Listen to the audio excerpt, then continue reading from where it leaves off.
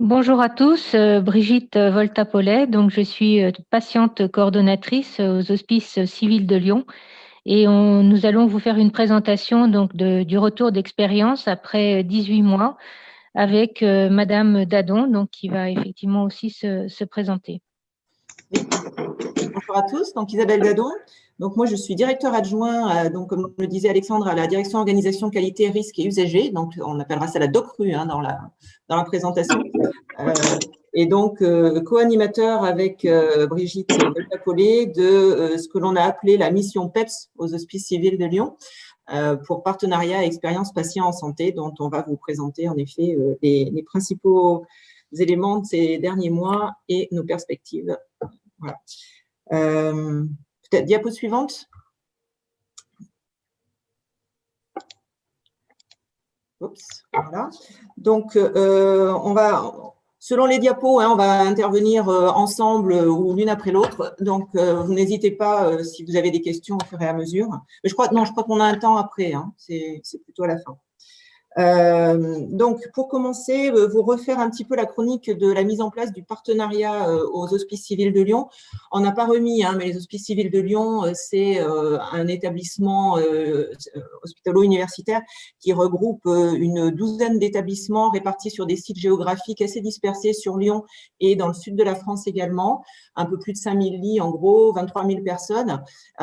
Et donc, une activité essentiellement médecine, chirurgie obstétrique, un secteur de gériatrie, médecine et de soins de longue durée également. Et donc, au sein de cette vaste entité, on a des groupements hospitaliers qui rassemblent, on en a 5, qui rassemblent chacun 2 ou 3 établissements géographiques selon les zones géographiques sur l'ensemble de l'agglomération lyonnaise et dans le sud de la France. Et vous verrez que tout ça a un impact sur la mise en place, le déploiement d'une démarche de ce type. On a commencé cette démarche de partenariat en fait en 2017, qui est l'année pendant laquelle les Hospices civils de Lyon se sont mis à préparer leur nouveau projet d'établissement. Qui devait sortir fin 2018. Et dans le cadre d'un échange qui a eu lieu, les hospices civils ont un lien assez régulier, historique, avec Montréal, à travers le réseau Mère-Enfant de la francophonie d'une part et les entretiens Jacques Cartier d'autre part. Et donc, en 2017, au dernier trimestre, une délégation de la gouvernance hospice civil a rencontré le PDG du CHU de Montréal, Madame Marie-Pascale Paumet également, qui s'occupe du CEPPP, dont vous avez déjà entendu parler et vous en entendrez certainement encore beaucoup parler dans la journée. Il y a eu également, lors des entretiens Jacques Cartier, donc ils sont venus sur Lyon, Monsieur Brunet, Madame Paumet, et ils ont pu rencontrer et la gouvernance, c'est-à-dire président de CME, direction générale, la DOCRU, et le président du FAS, le représentant, qui est aussi représentant des usagers au Conseil de surveillance des Hospices civils de Lyon, Monsieur Blanchardon. Et donc, ça a permis de lancer toute la démarche dans le cadre du projet d'établissement avec des groupes de travail qui se sont mis en place par la suite avec des représentants d'usagers.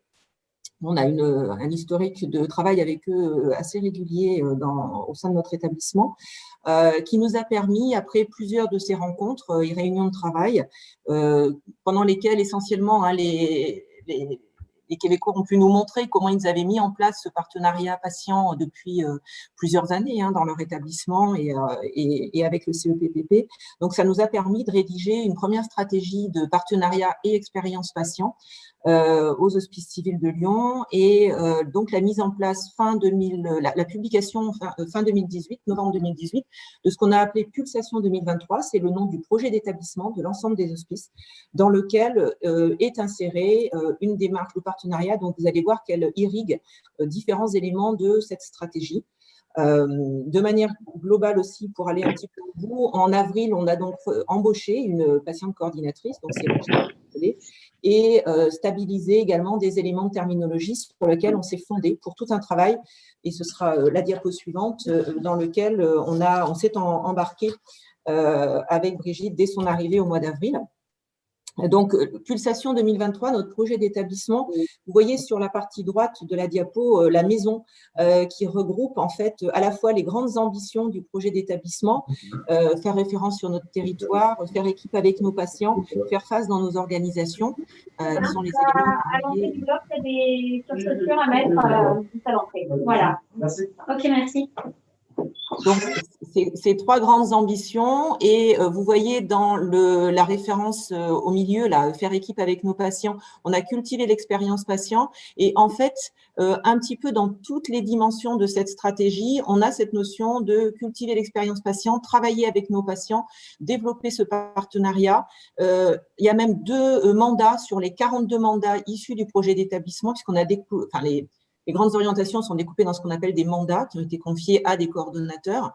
2 de ces mandats qui sont confiés à la DOCRU, à la direction qualité, portent, vous voyez, c'est les numéros qui sont tout à fait en bas à gauche. Le numéro 17, le mandat 17, c'est déployer l'expérience patient dans toutes ses dimensions. Et le mandat 18, poursuivre une politique volontariste d'association des représentants des usagers et des associations de bénévoles. Et vous voyez dès le début qu'on fait vraiment du lien entre les différentes modalités d'intervention de la parole du patient dans notre projet d'établissement. La diapo suivante, donc, en fait, retrace la stratégie de ce partenariat expérience patient, donc de cette mission PEPS au sein du projet d'établissement, et qui a commencé par l'envoi d'un questionnaire. Au moment où on a recruté Brigitte, on a également interrogé les 200 services à peu près des hospices civils de Lyon, services de soins, pour savoir s'ils avaient déjà mis en place des démarches de partenariat ou pas, et s'ils souhaitaient s'engager ou pas dans cette stratégie. Et à partir de là, avec l'arrivée de Brigitte, que je vais laisser prendre la suite, elle va vous expliquer un petit peu comment on a travaillé tout ça. Bien, donc effectivement, je suis arrivée donc fin avril. Le questionnaire avait été envoyé et parmi ces 200 services, une centaine ont répondu. Et donc, dans la poursuite du projet d'établissement, c'est-à-dire dans cet esprit de concertation, eh bien, nous avons décidé de bâtir, de co-construire en fait le dispositif qui allait être mis en place au sein des Hospices civils de Lyon avec des services que nous avons appelés des services pilotes. Donc, en quelques mots, qu'est-ce que sont ces services pilotes? Ce sont des services qui avaient engagé déjà des partenariats avec des patients ou qui souhaitaient le faire. Donc, nous avons à peu près 14, enfin, nous avons maintenant 14 services pilotes qui nous ont permis de bâtir ce dispositif. Donc, c'est vraiment cette originalité. Donc, les services, sont volontaires et de même que les patients, en fait, hein, les patients, qui vont intervenir, dans ce, partenariat seront volontaires et bénévoles. Donc c'est aussi, l'originalité, de ce dispositif. Donc comme, vous le voyez sur la flèche, il y a 3 grands, donc ce dispositif, en fait, il est lié au projet d'établissement, donc jusqu'en 2023. Et il y a 3 grandes étapes. Donc la première étape que nous venons de terminer, c'est la co-construction avec les services pilotes. Donc effectivement, de pouvoir à la fois assurer un dispositif qui permet de personnaliser la relation avec les services et également de trouver un dispositif qui soit cohérent avec l'ensemble des hospices. Donc, c'est un petit peu le challenge. La deuxième période, donc nous entrons dans cette deuxième période, eh bien, c'est déployer ce dispositif, animer un réseau de patients et puis former de façon plus systématique donc l'ensemble des partenaires de façon à ce qu'ils puissent bien percevoir quel est l'esprit hein, de ce partenariat. Et la troisième période, donc ça sera la période d'évaluation et de consolidation, sachant que cette période d'évaluation, elle va déjà démarrer en 2021. Alors, on peut passer à la diapositive suivante. Donc, quel est mon rôle au sein de l'institution? Donc, comme Madame Dadon vous l'a dit, on travaille en binôme. C'est un rôle principalement de chef de projet, puisqu'il s'agit effectivement de développer donc toute une culture de projet et d'apporter des outils très concrets et de suivre au jour le jour ces projets et donc de co-construire aussi, comme on l'a dit, ce réseau de patients. Donc, on identifie des patients. Dans notre terminologie, on ne parle pas de recrutement. Les personnes sont bénévoles et nous n'avons pas l'objectif de réaliser des recrutements voilà, dans l'esprit de ce dispositif, puisque les patients sont vraiment des interlocuteurs. Donc, mon expérience, en fait, pourquoi j'ai répondu à cette annonce, hein, il y avait eu une annonce pour ce poste, eh bien, de par mon parcours professionnel, puisque dans une première étape, je suis psychologue enfin, du travail, donc j'ai eu effectivement l'opportunité de travailler dans des grands groupes industriels et de services assurant différentes mission au sein de direction des ressources humaines. Et puis, donc, différentes expériences du vécu de la maladie, donc de la relation aussi avec le système de soins. Et ce qui m'a amené à faire une formation donc à l'université des patients pour justement prendre un peu de recul par rapport à cette expérience que j'ai d'ailleurs vécue avec ce regard du psychosociologue, hein, à la fois avec un regard clinique et un regard organisationnel, et ce qui m'a permis effectivement voilà, de mettre en avant cette expérience. Et puis, j'avais également aussi l'expérience du bénévolat dans une association humanitaire, et c'est aussi ce qui a intéressé donc le directeur de la qualité, puisque j'avais cette expérience. Mon objectif personnel étant de valoriser les savoirs qui sont acquis de l'expérience, puisque dans mon parcours, j'ai une formation universitaire, mais cela m'a permis vraiment de voir combien l'expérience du terrain était très importante. Et en tant que psychologue justement du travail, pour moi, lorsqu'on pourra mettre sur un CV qu'on est malade et qu'on a développé des compétences, eh bien, ça sera vraiment un acquis, puisque à l'époque où j'exerçais, on cachait bien entendu les accidents de parcours, entre guillemets. Et pour moi, dans cet objectif-là, c'est très important. Donc voilà, je prends un peu de temps pour vous expliquer d'où je viens et l'esprit hein, dans lequel effectivement je me suis associée donc à ce projet. Voilà, on peut poursuivre, changer donc de diapo. Donc peut-être là, je rends la parole à nouveau à Isabelle hein, pour parler voilà, de comment ça s'est inséré au niveau de la direction organisation, qualité, risque et usagers. Voilà. Oui, c'est vrai que ça s'est fait assez naturellement. Enfin, la question s'est finalement pas posée au niveau de la gouvernance des Hospices civils de Lyon quand on a travaillé avec les représentants d'usagers, avec Montréal et dans le cadre du projet d'établissement, que cette mission se positionne au sein de la direction qualité, tout simplement parce que on a une expérience en effet du travail avec les représentants d'usagers, les associations. Notre précédent projet d'établissement, alors même que ce n'était pas obligatoire, comportait un document qui s'appelait déjà projet des usagers, alors que voilà, ça n'est obligatoire que depuis 2016. Donc, on avait déjà ce travail-là. On essaye d'associer les représentants d'usagers de manière très régulière et le plus possible à des démarches qualité. Ils participent à nos patients traceurs. On les invite à des groupes de travail sur la déclinaison de la fin de vie, sur l'accompagnement de différents aspects logistiques de la prise en charge sur les parcours, etc. Donc, c'était une habitude que l'on avait puisque dans le secteur, moi je suis plus en charge du secteur des usagers, des relations avec les associations dans cette direction, et donc tout naturellement on s'est dit on met cette mission là puisque c'est jamais qu'une façon de plus d'entendre le patient que d'associer des patients dans les services au travail donc à ce partenariat. Et on a monté une équipe pluridisciplinaire puisque donc Brigitte et moi, nous assurons la coordination et la gestion de ce mandat devant la gouvernance de l'établissement.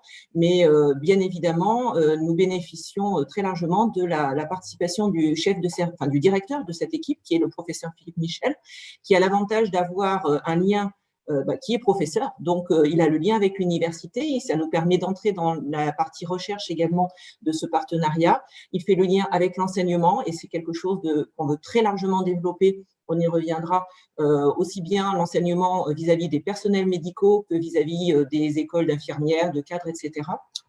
Et nous avons également donc quelqu'un qui travaillait avec moi déjà depuis quelques années, Catherine Bomelin-Léhy, qui est adjointe des cadres, mais qui a le lien régulier depuis très longtemps avec les représentants d'usagers, avec les associations, et qui a le versant, qui avait un intérêt fort aussi pour l'éducation thérapeutique et le partenariat.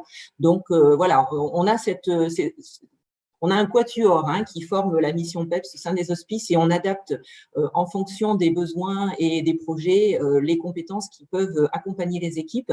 Et nous avons nous bénéficions également du soutien d'Alexandre Berkès qui a tout se passé à Montréal et qui a mis en place énormément de projets et qui continue largement à développer cette dynamique en France et donc qui vient régulièrement nous soutenir. On a des journées avec les établissements et il vient partager les expériences qu'il a pu mener ou accompagner selon les disciplines et pousser un petit peu les équipes, leur montrer concrètement ce que ça apporte le partenariat.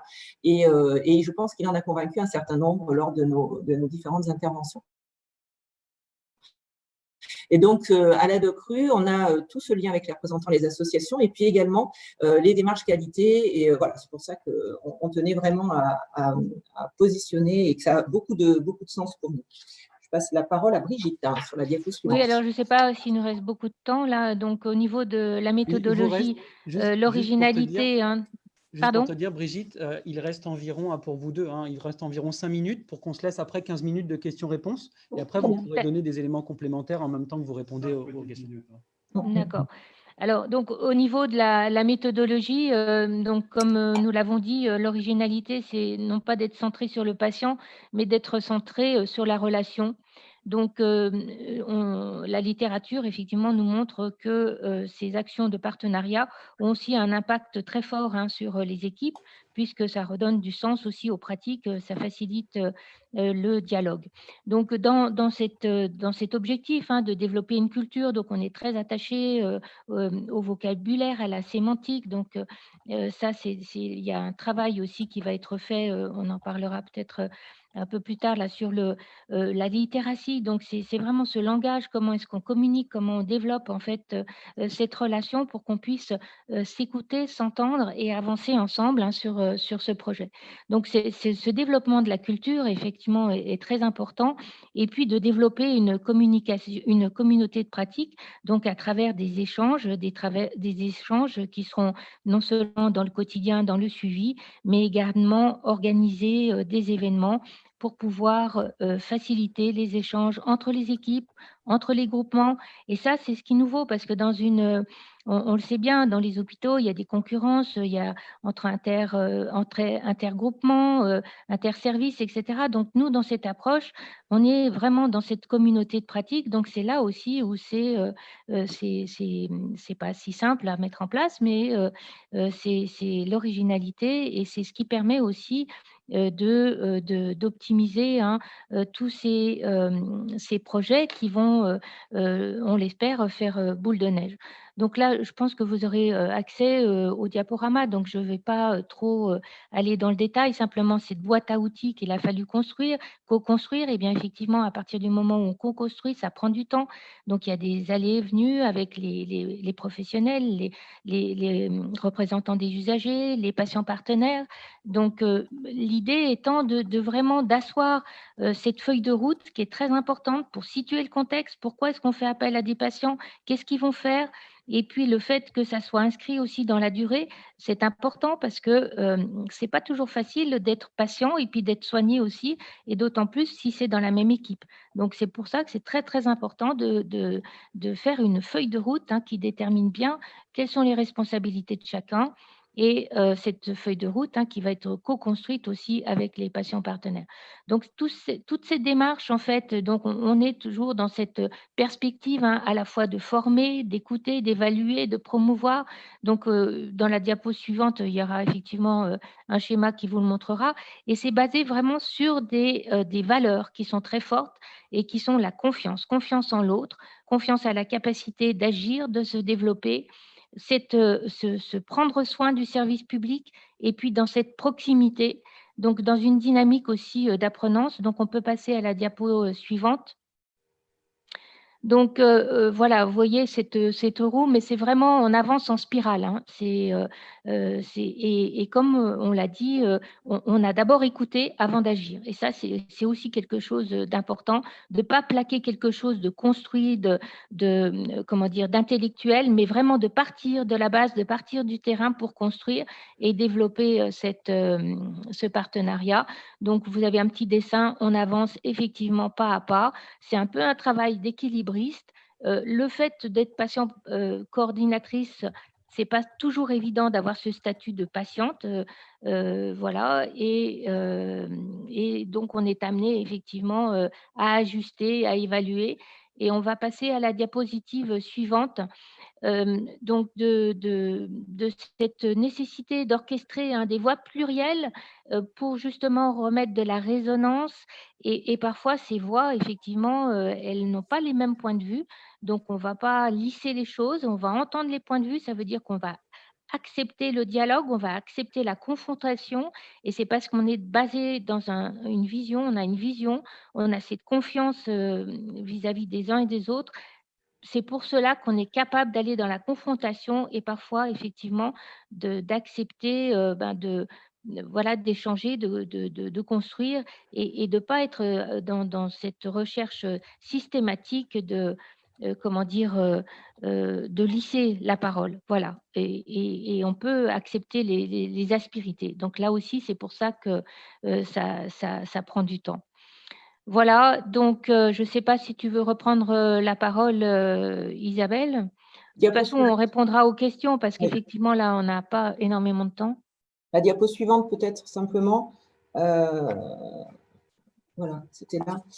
Donc, orchestrer le voix pluriel, comme le disait Brigitte. Et cette volonté, on ne l'a pas trop citée, mais on a passé aussi beaucoup de temps les premiers mois et on continue un petit peu aujourd'hui aussi à porter notre bâton de pèlerin et cette vision et cette volonté d'aller pas à pas, d'aller sur le terrain, de faire avec et d'associer des patients dès le début des projets auprès des instances, des différents établissements, des hospices, auprès de ce qu'on appelle donc les groupements, je vous en parlais tout à l'heure, qui ont des directions à chaque fois, des directions que nous on appelle transversales, mais que ce soit des directions du personnel, les directions des achats, de la logistique, de la recherche, du contrôle de gestion qui fait le Lean par exemple, voilà, pour faire des liens, pour expliquer comment on veut travailler aux hospices avec des patients partenaires dès le début d'un projet, pas simplement à la fin pour leur demander de valider, que ce soit sur l'organisation d'un parcours, de ressources à relire ou quand on va effectivement dans les services sur de la pérédance.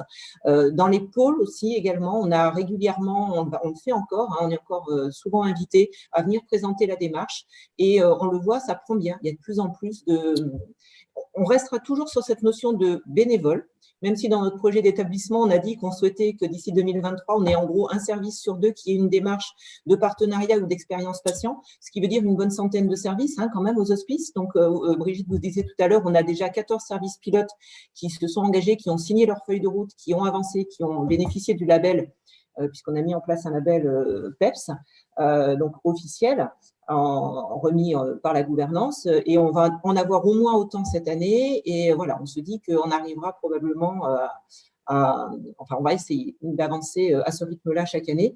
Et c'était important de le travailler également auprès de convaincre aussi les gouvernances d'établissement, les gouvernances de pôle, et d'avoir à chaque fois, d'ailleurs ça c'est dans nos incontournables, on a toujours du personnel médical et non médical.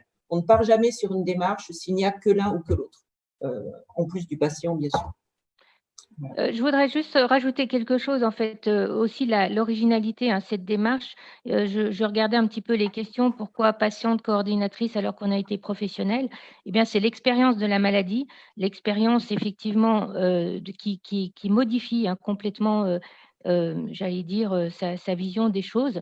Et cette culture, elle est très inspirée en fait du coping du patient. Et ça, c'est très important.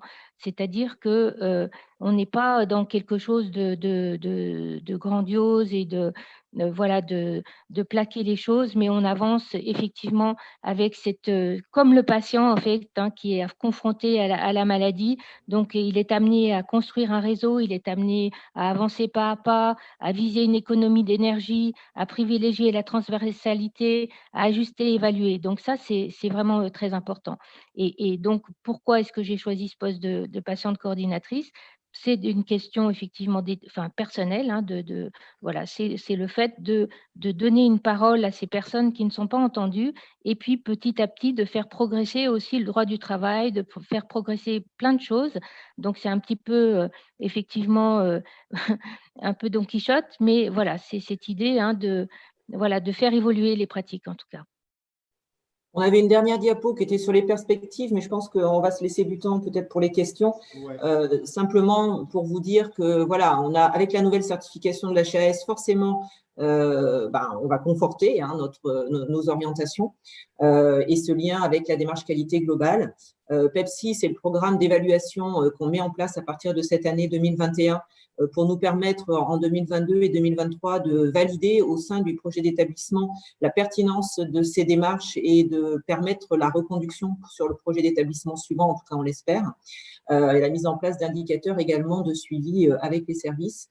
Et puis, on l'a cité, peut-être vous aurez des questions dessus, on fait des liens avec d'autres projets institutionnels autour du handicap, de la littératie. On est en train de développer un sous-projet à l'intérieur de PEPS sur la littératie en santé, bien sûr. Et tout un travail avec l'éducation thérapeutique qui a cette pratique déjà du partenariat et qui est un des éléments, une des méthodes de ce que nous, on appelle le patient partenaire. J'ai vu qu'il y avait une question en disant patient partenaire, patient coordonnateur. Patient coordonnateur, il n'y en a qu'un au sein des hospices, c'est un salarié et c'est Brigitte Volta-Pollet. Tous les autres, ce sont des patients partenaires, ce sont des patients bénévoles. Et ces patients partenaires, on leur attribue plusieurs types de missions. Ils peuvent en avoir une seule s'ils le souhaitent ou ils peuvent en avoir plusieurs. Et ils peuvent faire du soutien, de ce qu'on a appelé effectivement de la… ensuite, je vais la voir. Patients ressources, patients partenaires ressources, quand ils aident à l'organisation du service ou la relecture de documents, par exemple. Le patient père aidant qui va accompagner d'autres patients. Le patient chercheur qui va travailler dès le début d'une recherche et pas en tant que bénéficiaire de cette recherche. Ou le patient formateur. Le patient formateur, typiquement, en éducation thérapeutique, c'est un des moyens de développer ce partenariat.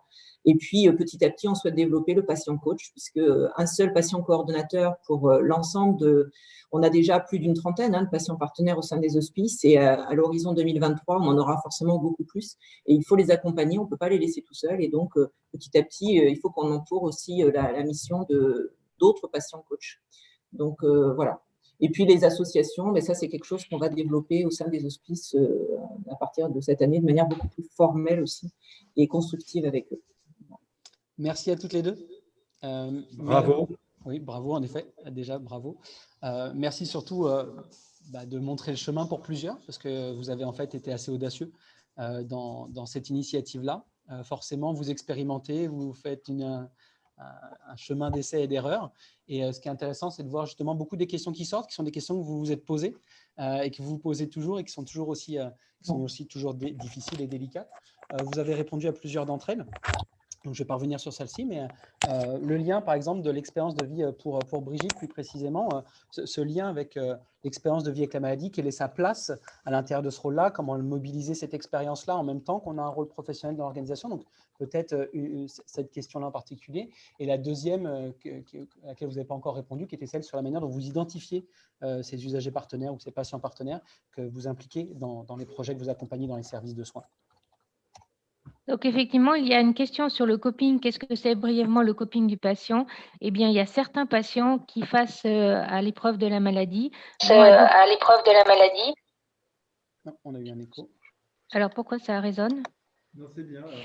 Donc, à l'épreuve de la maladie, vont adopter une attitude pour faire face, donc d'agir avec cette nouvelle situation et donc développer des apprentissages, développer des compétences pour justement améliorer leur vécu avec la maladie. Et pour cela, effectivement, ils prennent conscience de leur interdépendance tout en souhaitant effectivement avoir cette capacité à agir, mais se rendre compte effectivement qu'ils ont besoin de se mettre en réseau, de développer des compétences et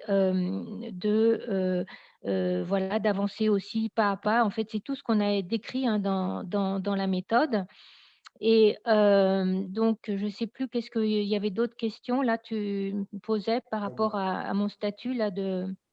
En fait, sur le statut, mais aussi comment la mobiliser, cette expérience. Oui, Comment alors cette expérience à la fois, ce qui est très, ce qui va un peu à l'encontre de la culture quand même, c'est de dire, en fait, c'est de remettre la limite. C'est de remettre la limite, c'est-à-dire que quand on a l'expérience de la maladie, on a l'expérience de la fragilité, on a l'expérience de la finitude.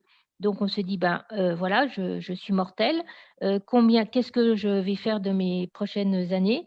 Et donc, il y a une conscience, et ça, c'est très important aussi au niveau de l'institution, c'est de remettre des limites, c'est de remettre l'expérience de la vulnérabilité et de dire que les personnes qui sont vulnérables nous apportent beaucoup.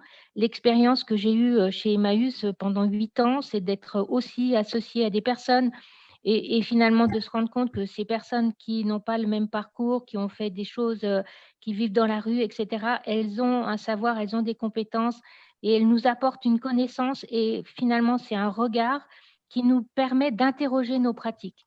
Et c'est ça qui est important. Et c'est pour ça, moi, que j'ai choisi ce statut de patiente pour justement me mettre aussi un peu dans une situation un peu bancale, mais parce que c'est une situation bancale, ça m'oblige d'être toujours sur le, j'allais dire, le qui-vive et d'être dans une acuité dans la relation. Et c'est ça qui est vraiment fort et qui est effectivement pas confortable. Mais quand on a été malade, et quand on est malade, on est fatigué. Il y a des moments où on peut aller, il y en a d'autres où on ne peut pas aller. Et on a des limites. Quand on a eu des gros stress, on ne supporte plus le stress. Donc, c'est aussi d'apporter ce regard du patient et de dire, bah, finalement, qu'est-ce qui est essentiel? Où est-ce qu'on va?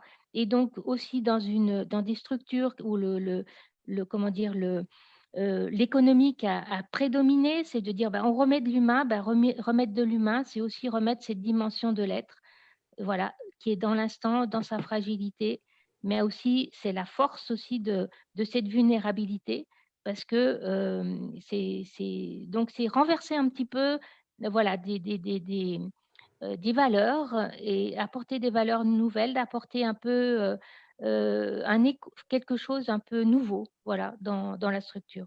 Et c'est un rapport au temps, peut-être, si je peux me permettre de compléter. Pour nous, en tant que professionnels, travailler avec quelqu'un comme Brigitte qui apporte tout ce vécu en tant que patiente, mais métabolisé à travers à la fois son expérience et son apprentissage, voilà, ses connaissances universitaires, régulièrement, ça nous amène à nous dire ah bah oui, mais il faut prendre le temps. Il faut se poser, voir différemment. Il y a des équipes, des chefs de service ou des cadres qui nous disent ah oui, mais c'est vrai que voilà, il faut prendre le temps, il faut se poser, voir voilà, et pas être sans arrêt dans la course. On est tous tout le temps en train de courir hein, dans les hôpitaux. Et là, ça nous ramène à une réalité de l'humain, de la relation, du temps. On essaye aussi de dire, on ne s'y prend pas la veille pour le lendemain pour fixer une réunion. On prend en compte la disponibilité des patients partenaires pour les inviter à une réunion. On ne les convoque pas. On essaye en tout cas d'expliquer aux gens, on ne convoque pas, on invite. On prend leur avis avant. Enfin voilà, c'est un certain nombre de démarches, de façons d'être qui est modifiée grâce à ce partenariat et au plus haut niveau. Parce que nous, on l'a ressenti même voilà, au niveau de la NECRU. Donc, il y a quelque part au niveau en fait, il y a une symétrie dans la relation, c'est-à-dire que dans ce partenariat, après, on ne va pas gommer, bien sûr, la différence hiérarchique, enfin, mais dans un hôpital, c'est très hiérarchisé. Et en fait, le patient, lui, il arrive, c'est une relation humaine. Et donc, c'est avant tout l'humain qui va dominer. Donc, on se retrouve dans une relation, effectivement, qui est un peu nouvelle dans ce sens-là. Mais on a des patients partenaires qui sont connectés. Il ne faut pas qu'ils hésitent effectivement à témoigner aussi. À travers la partie conversation, parce que juste pour vous dire, pour les micros, ils sont coupés par défaut. Il n'y a que les intervenants qui peuvent intervenir, mais n'hésitez pas à travers la partie conversation. Et on va terminer avec deux questions pour vous.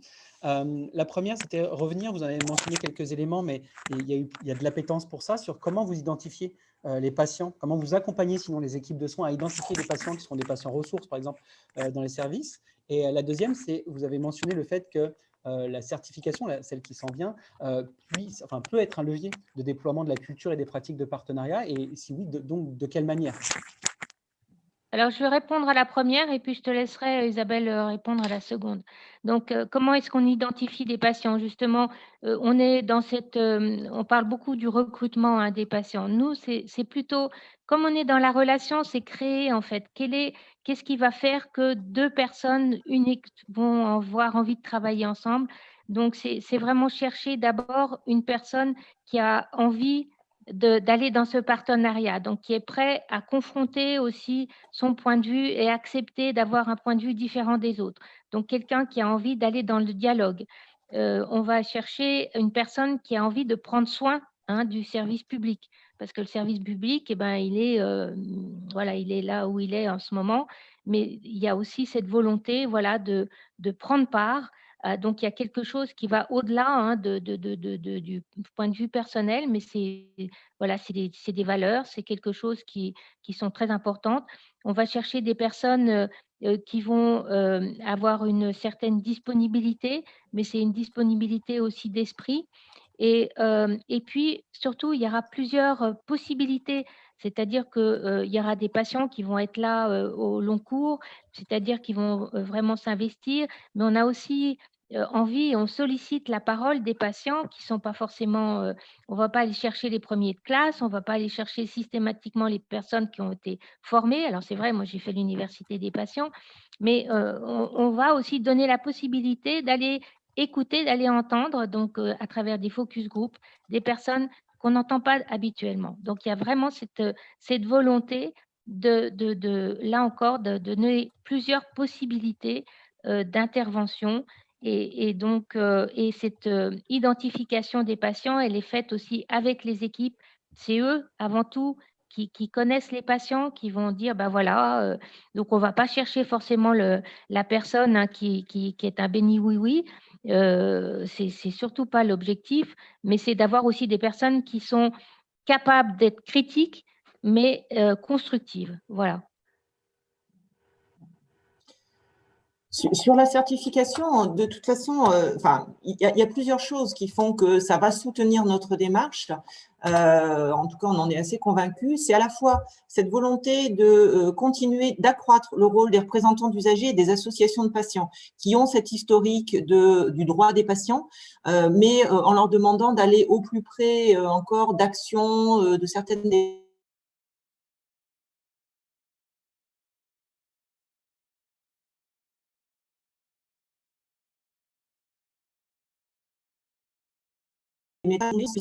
l'implication du patient dans sa prise en charge.